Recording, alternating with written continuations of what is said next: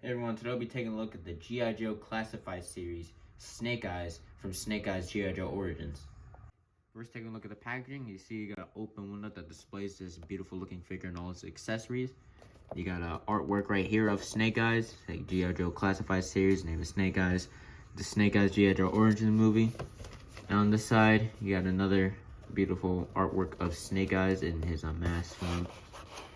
And also you got a nice image of here of Snake Eyes as well. And on the top, it says number 16 in the line. On the bottom, just got a barcode and readings and stuff. In the package, you can see the Kaji symbol behind him. Is that how you pronounce it? I don't know. But anyway, just hurry up and get this guy open. It looks like there's a lot of empty space here. So it comes with 4 accessories here. It comes with a sword sheath, a sword, and 2 knives. Looking at the knives, they look really good in my opinion. I like all that silver paint done on that blade right there. Looks really nice. You got some wraps around the handle, and it can fit into the hand. It's kind of a tight fit almost. Let's see if I can get this here, because the hands aren't really that soft, so it can be a bit difficult to get around the hands. There you go. Wasn't too hard at that time, and it looks really good. I've taken a lot of pictures with these in his hands, and they do look really good on him. And then the sword right here looks really nice. Got some silver right there that is kind of chipped off because of how many times I took it out of the sheath. Don't want to do that too many times. There's some gold right there and some wraps around it. And looking at the sheath, there's some nice gold paint. And right there, there's a peg. If you put the sheath in there, there's a hole right here where you can plug it into. Honestly, the sword keeps this little thing from moving around too much, but the sword doesn't really want to stay in there that well. I mean, of course it wants to do it now, but when you start posing around the figure, it wants to pop out and stuff. But yeah, I think his accessories are really nice. I just think he would have been good with some guns and stuff. And taking a look at Snake Eyes with no mask on, yeah, I think it looks really good. I like the beard going around right there, and then the mustache on there. The photo reel looks really nice. Yeah, looks really good. The hair sculpt is nice as well. It's just that for me, I prefer Snake Eyes with where'd I put the mask head at? Oh, it's right here. To me, Snake Eyes would always have a mask because he never talks and never shows his face. I did like the Snake Eyes movie. Thought it was really good. But to me, Snake Eyes never talks and never shows his face. So looking at this head sculpt, looks really nice. I love all like the little details right here, showing like padding and stuff. And this figure is mostly in black plastic, but yeah, I think it looks really detailed on the head right there. Of course, I forgot to see how tall this figure is, and he stands at about 6 1/4 inches tall.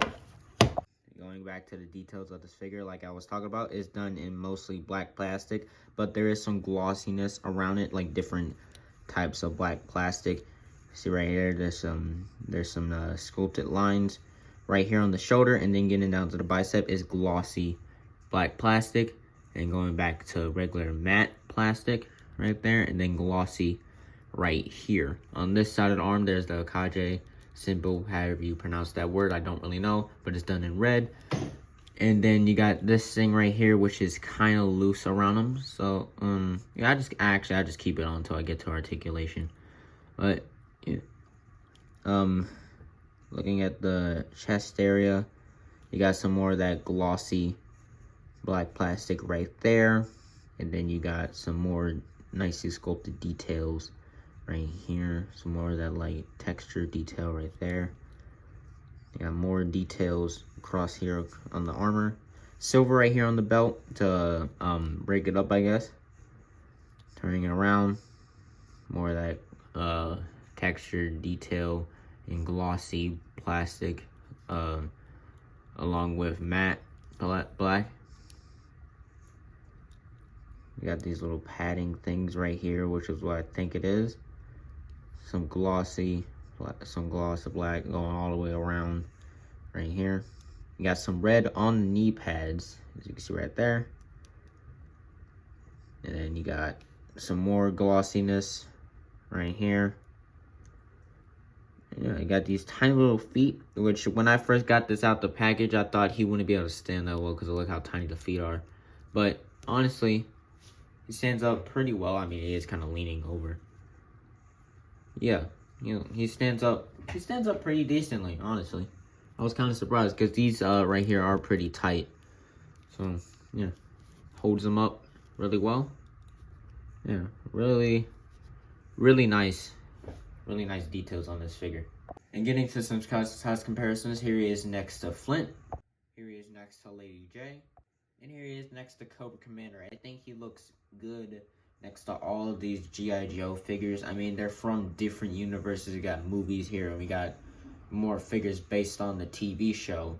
And it looks pretty good. The size scaling is nice on these guys.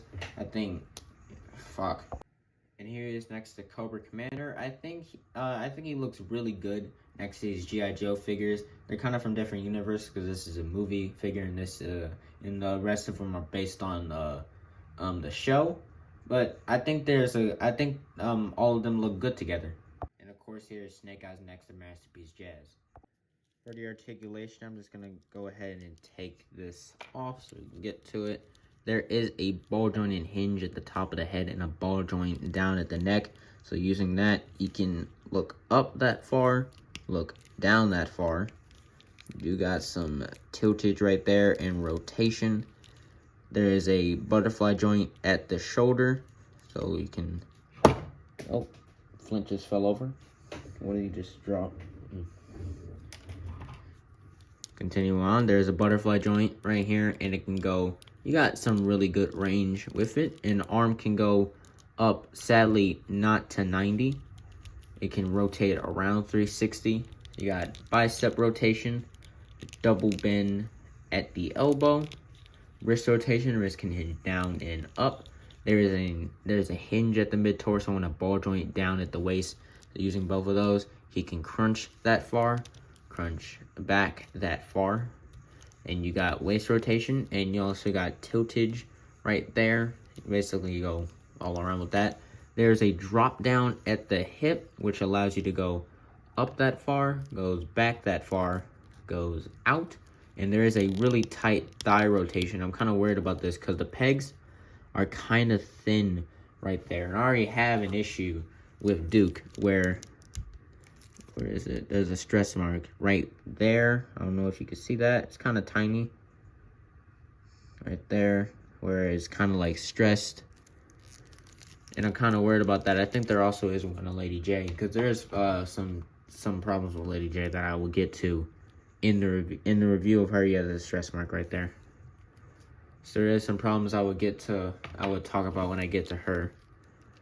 Yeah, tight thigh rotation, double bend at the knee, goes right there.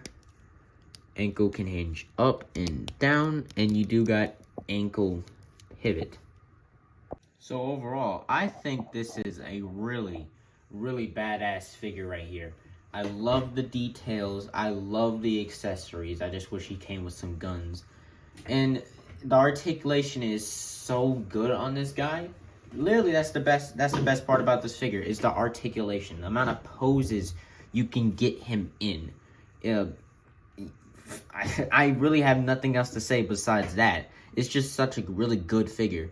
And I give this guy a 10 out of 10. A solid 10 out of 10. If you want to pick this guy up, I got him from Target, but I seen him at Walmart and online.